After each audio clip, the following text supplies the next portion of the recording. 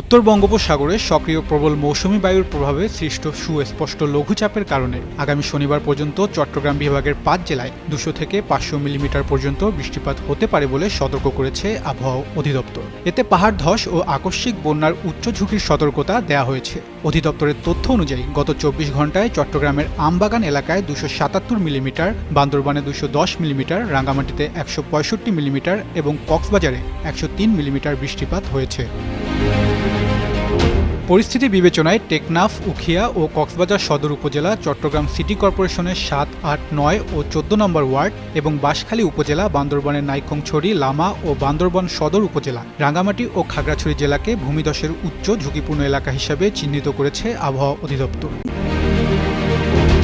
এদিকে টানা বর্ষণে চট্টগ্রাম নগরীর বিভিন্ন এলাকায় জলাবদ্ধতা সৃষ্টি হয়েছে, সীমিত হয়ে পড়েছে মানুষের চলাচল, ব্যাহত হচ্ছে চট্টগ্রাম বন্দরের পণ্য খালাস কার্যক্রম। এছাড়া রেললাইনে পানি ওঠায় বন্ধ রয়েছে চট্টগ্রাম কক্সবাজার রেল যোগাযোগ।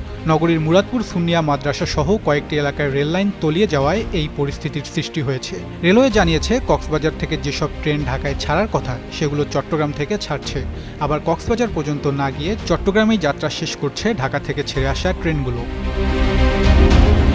এ অবস্থায় স্থানীয় প্রশাসন ও দুর্যোগ ব্যবস্থাপনা কমিটির নির্দেশনা মেনে চলতে এবং নিয়মিত আবহাওয়ার পূর্বাভাস পর্যবেক্ষণের আহ্বান জানানো হয়েছে। পাহাড়ের ঢাল বা অতি ঝুঁকিপূর্ণ এলাকায় বসবাসকারীদের দ্রুত নির্ধারিত আশ্রয়কেন্দ্রে সরে যেতেও বলা হয়েছে। পাশাপাশি বয়স্ক, শিশু, প্রতিবন্ধী ব্যক্তি ও গর্ভবতী নারীদের অগ্রাধিকার ভিত্তিতে নিরাপদ স্থানে সরিয়ে নেওয়ার পরামর্শ দেওয়া হয়েছে।